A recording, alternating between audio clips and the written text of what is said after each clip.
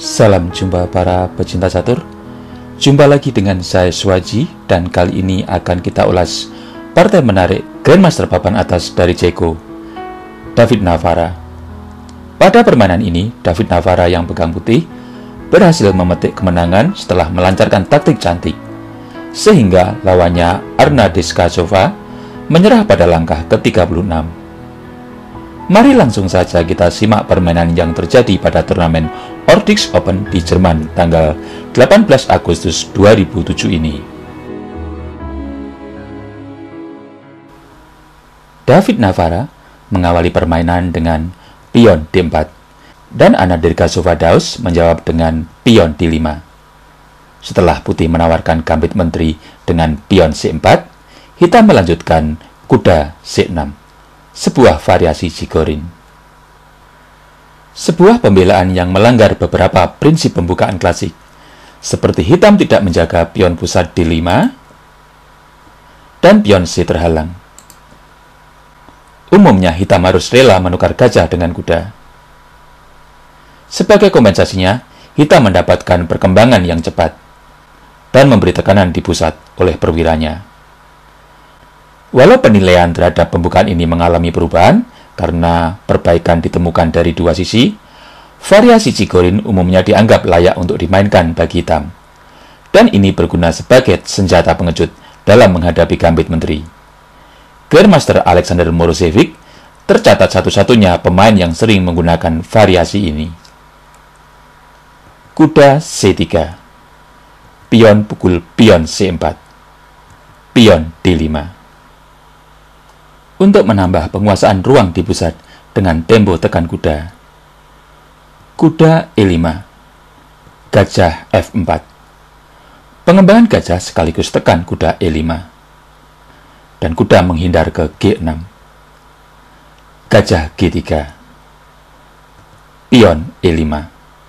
Langkah wajar untuk memberi kesempatan gajah petak gelap berkembang. Pion E4. Gajah D6. Gajah pukul pion C4. Kuda 8 E7. Kuda G E2. Untuk memberi kesempatan pion F maju, guna memperkuat formasi pion pusat. Pion F5. Pion F3. Rokade. Dan putih pun melakukan rokade. Pion A6 untuk mempersiapkan pion B maju ke B5. Dan putih mengantisipasi ini dengan pion A4. Raja H8 agar bisa mereposisi kuda ke F6 lewat petak G8. Gajah F2. Kuda G8. Pion pukul pion F5. Gajah pukul pion F5. Kuda G3. Gajah C8. Kuda C E4. Sebuah penempatan kuda ke petak yang ideal dan strategis. Dan kuda hitam ganti meluncur ke petak strategis F4. Dan putih melangkah benteng C1 untuk memantau lajur setengah terbuka yang terdapat pion lemah C7. Pion B5. Pion pukul pion B5. Dan hitam memukul balik pion B5. Di sini, gajah pukul pion B5 juga layak dimainkan. Namun di sini putih memilih gajah B3.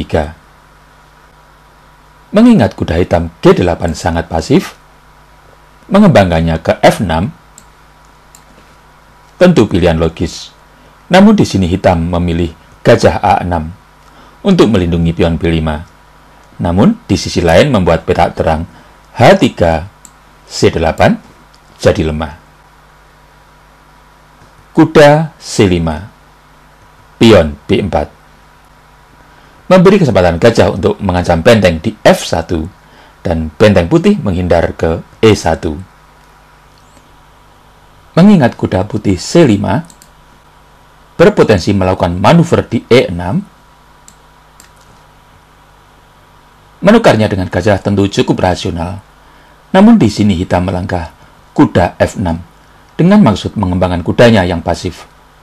Dan kuda putih melanjutkan perjalanannya ke peta E6 untuk menggarpu menteri dan benteng. Dan hitam menyingkirkan kuda ini dengan kuda pukul kuda E6.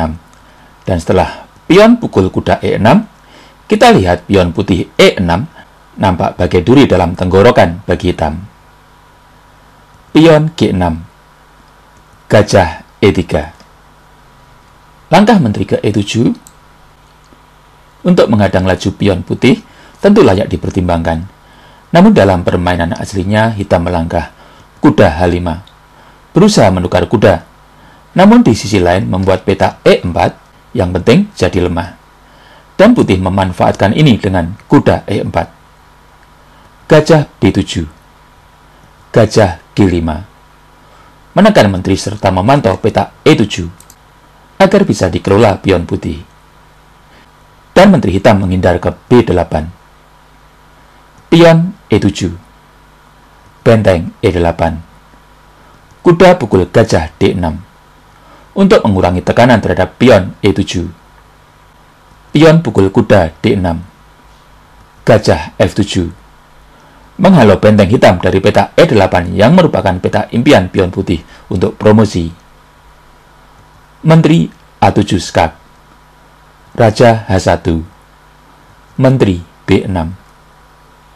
Langkah sederhana gajah pukul benteng E8 akan membuat putih semakin unggul. Namun di sini putih memilih gajah E3 untuk menghalau menteri hitam dari baris 6. Dan dengan adanya pion lemah D6, langkah menteri ke A6 tentu layak dipilih. Namun di sini hitam memilih menteri B5, meninggalkan perlindungan terhadap pion D6. Dan putih memanfaatkan ini dengan menteri pukul pion D6 sekaligus untuk melindungi pion E7. Benteng A6 untuk menekan menteri putih, dan putih balik menekan menteri hitam dengan gajah pukul benteng E8. Menteri pukul gajah E8. Menteri pukul pion E5 skak. Raja G8. Gajah D4. Untuk mendominasi diagonal panjang peta gelap yang penting, serta untuk menambah tekanan di sayap raja dengan potensi skakmat.